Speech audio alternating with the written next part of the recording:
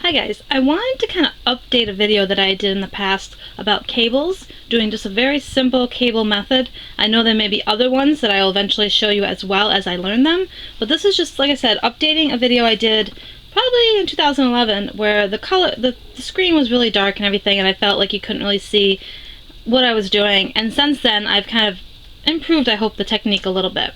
So what we're using is the stock Loom 2. I have a baby hat on here for my niece, and I thought this would be the perfect opportunity to update that video. What I have done is I've put stitch markers on where I want my cables to be. I decided with this hat I was just going to be doing them on kind of like the four corners of my loom. I didn't want a lot of cables. And what I did is I picked two different colors. I picked a purple and a blue stitch marker. You can use masking tape or whatever on there. Painter's tape, I think, works really well and to mark. But the idea is I wanted to remember that we're going to be switching these loops. So I wanted two different colors for myself so that I could easily remember that purple went to blue or blue went to purple, however you decide to do it. So what I'm going to do now is, because I want to lay, like I said, this is already worked up as a hat. I did the scallop cast on, which I really like, and I'll just show you real quick. Scallop cast on going on. I did a few rows of garter, and now, excuse me, I'm getting ready to want to do my cables, but I want to make sure they're a little more defined. So what I'm going to actually do is go around and I'm going to knit these pegs, purl the rest of the ones until I get to my next set of stitch markers, and knit those, purl until I get to the next, and knit those. I want to do that kind of as a foundation so that hopefully when I make the cables they'll be a little more defined, because I'll have purl stitches next to my knit. So that's what I'm going to do. You can choose to do that yourself as well.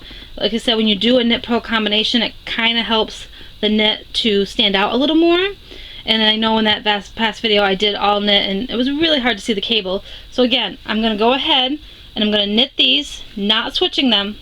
I'm going to purl the ones that don't have stitch markers, and then again, wherever there's a stitch marker, I'm going to knit, and then we're going to come back here and we're going to do the cable process. Okay, I've worked my way back to the beginning again. Again, I knitted where there were stitch markers and purled where there wasn't, just so that I could see, hopefully, my cable more defined. Now again, what we're going to do is we're simply going to switch the pegs around, basically the stitches on the pegs. And for me, I'm right-handed, so I'm actually going to decide that I want to go from the purple to the blue. So I'm going to take peg 1, that's for me, and move it on to peg 2, and peg 2 is going to come over here on peg 1. Again, if you're left-handed, you may choose to do it differently, and really what we're going to do is whatever way we switch them now, after a few rows you're going to switch them back. So really, it's up to you which way you want to do it. Let me just give my camera a minute to go in here. What we're going to do is we're simply going to switch the stitches around, as I said. So let me come down here a little more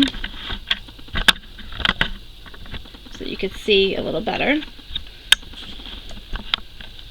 Okay, so here's our stitches, and what we want to do, okay, what we want to do is we want to simply pick up the first stitch. You can put it on your looming hook if you want. We're going to pick up the first,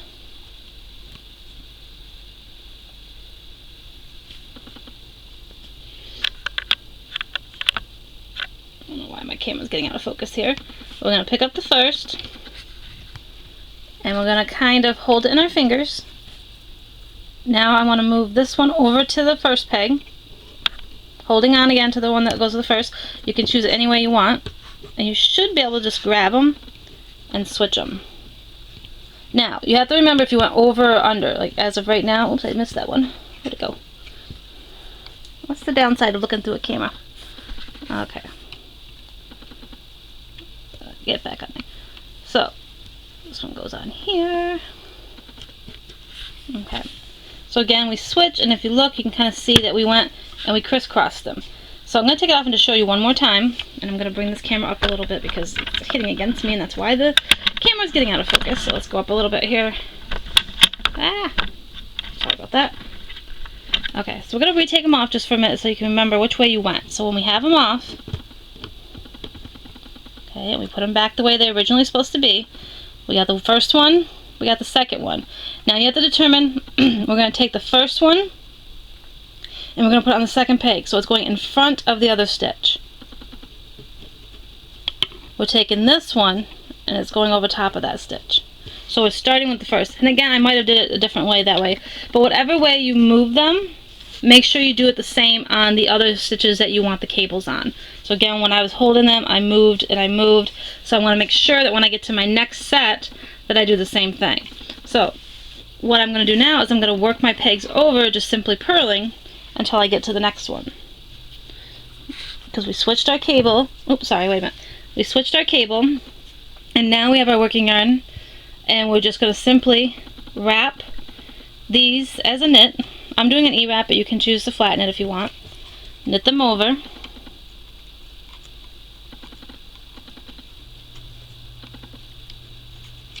Okay. And now I'm going to work my way over to the next one that I want to do. Get over here. Really having trouble visualizing here. Okay. And again, I'm purling the ones that don't have stitch markers. So I'm going to work my way over to the next set, and then we'll go from there again.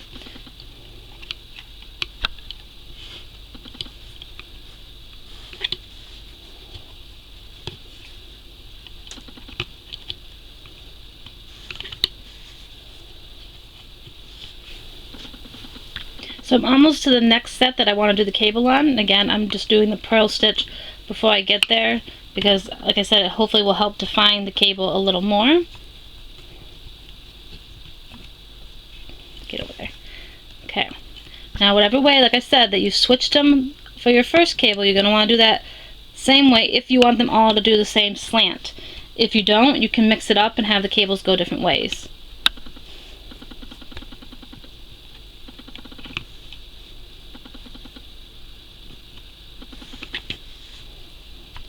Okay, so before we work these next two stitches, we need to move them as cables. So again, I'm going to pick up these stitches and move the right to the left and the left to the right. And I should be able to just hang on to them. Okay, there's the first stitch. There's the second one, and I'm just going to switch them. And try not to lose my stitch. Where'd it go? So if you got a tool, you can use a tool. There is such thing as a cable tool. I just don't have one. So this stitch is there, and this one is going over here. Okay, and now this one needs to come onto this peg. And again, it's usually not that difficult. You'd be holding it a lot different than me trying to do it this way. And if you've got an extra thing to put the stitches on, that would help as well. Really? It's gonna make me out a liar here. So make sure I got the whole loop here. There we go. Huh. It's not that difficult, I promise. It's just you gotta... I should have kept it on my hook until I switched it over. That's why it slipped out of my hands and then I almost lost it. And again, I'm choosing to... Got my yarn all tangled. So just knit the ones that I'm doing the cable on.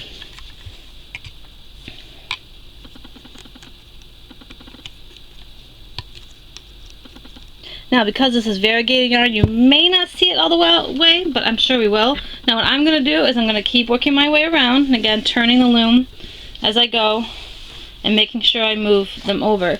And I'm going to work those stitches for probably about 5 rows or so that I can figure out however long you want your cable length to be. And what I'm going to do is make sure I'm knitting where the stitch markers are and purling where they aren't. And I'm not going to do anything else with those pegs until I'm ready to switch them back. So I'm going to go ahead and I'm going to just do a few more rows this way and then turn around and we will come back and I'll reverse the way we did it before. And again, I'll have to do so many rows and it's basically working it back and forth. I'm going to do it till I get to probably the end of the hat because I think it'd be kind of cute. So if this works out, I probably will make up a quick pattern or something for it. Oh, excuse me, but again, that's what I'm going to do now, so you can come back and we'll re-switch them back when we're ready. I actually decided to do just 3 rows before I switch it back. Again, this is a baby hat. If I was doing an adult hat, I may go a little longer, but I figured I would switch it up, and then that way I can work it down a little more so you can see what it's looking like on the other side. Now, I will say it's not as defined as maybe you would like for a crisscross, but you can kind of see how it's kind of doing it over here. But again, if you want to change that up, you can choose to do maybe a 2 and 2 peg switching. Just be careful because the loops might be tight. You can decide maybe to leave a space in between and then switch them. I mean, it's basically, you can kind of modify this however you see fit, and that's what I kind of like, is this is just the basic idea. And so what we're going to do, once my camera here adjusts, is now we're going to switch them back to the way they originally were. So what that means is that I have to take the loops off, and my right, excuse me, when I did the left to right, right to left, now I need to switch them back. So what we need to do is, my right went over here, so now this one has to come back over here. So we're going to pick this up, hold on to it tightly if we can, pick this one up, move it over, and then put this one over. Again, you can modify this as much as you see fit to give it more design. And then again, I'm going to go ahead with my working yarn and knit those. And again, you can do a flat knit. I'm just choosing to do the E-wrap that I like. Then I'm going to work the same process as before. I'm going to go and I'm going to purl the ones that don't have stitch markers. When I get to the next set of stitch markers, I will switch them back the other way. And then I'm going to work another 3 rows, and then I'll come back and hopefully you'll be able to see it on the other side how it's looking. So I've done another 3 rows, and I wanted to show you what it's looking like on the inside. Now, as you can hopefully see, I'm seeing if I can zoom in a little more. With this one, you can kind of see how we turned it, and then we turned it back. Again, it's going to look different in person, and you can modify it however you see fit. I mean, if you want, like I said, you could do a space in between. Just keep in mind that you want to keep your stitches kind of loose. Not too loose, but loose enough that you can move them around as you see fit for the design you want to do. And what I meant by putting a space is you could have 3 pegs and just be switching the outer ones and leaving the inside one like a purl or something. But again, I kind of like this. It's just for a baby hat, so I wasn't going too extreme. And again, if you could see, I'm trying to make sure you could see it a little bit. As you can see, it's curling and then it's curling. And again, when I get this hat all done, I'll put a picture of it. But that right there, that's where you can really see that when we're switching, how it looks. So I may decide to do another hat sometime and put that space in between, or use more, like have a thicker cable by switching, maybe looking and saying, okay, I want these 2 to switch with these 2. And again, just be very careful, because if the stitches are tight, it's going to be hard to move. Another thing you can do is, if you're planning on moving more than one, is you can take 2 stitches off, and what you can do is put them on like your tool, or they have, I think, cable holders or stitch holders. You can put them on that, and then you can walk these 2 over here and then switch them, if that makes sense. But again, I just wanted to show you a very simple cable process. I didn't want it to be too fancy, and again, use something you can easily modify as you see fit. And again, I did this in 4 corners. Excuse me. I did it in the 4 corners because I wanted that type of design. But as you can see, you can kind of see how it's swirling in a way, and I think it look really cute when it gets all done. This is how far I've gotten, so I will definitely be able to see how it looks, excuse me, when I get it all off the loom and everything. But as I said, you can see how they're kind of doing, the cable is kind of turning. So I hope this helps. It's a basic update on the cables video that I did. And again, have fun with it. Different yarns are going to show differently. You could also maybe try to do your cables in a different color and keep the base of your hat. There's a lot of options you can do, so don't hesitate to try things out. I would suggest just playing around with it first, getting familiar with it before you start doing a huge project, because the last thing you want to do is be doing like a blanket, we'll say, with cables and then mess up. Practice first. That's what's great about little looms like this, is you can practice some sample hats or dishcloths and get your skills down, and then start incorporating it into bigger projects. So I hope this helps. Like I said, this is a really cute, quick, I'm just doing a little baby hat, nothing fancy. But again, once it comes off, you'll be able to see a little better. And I'm just going to keep working this, and I may decide not to do any more cable and just continue with purling the rest of the hat to showcase this more. Again, it's going to be clearly up to you what you want to do. So have fun, and I will be working towards another video soon.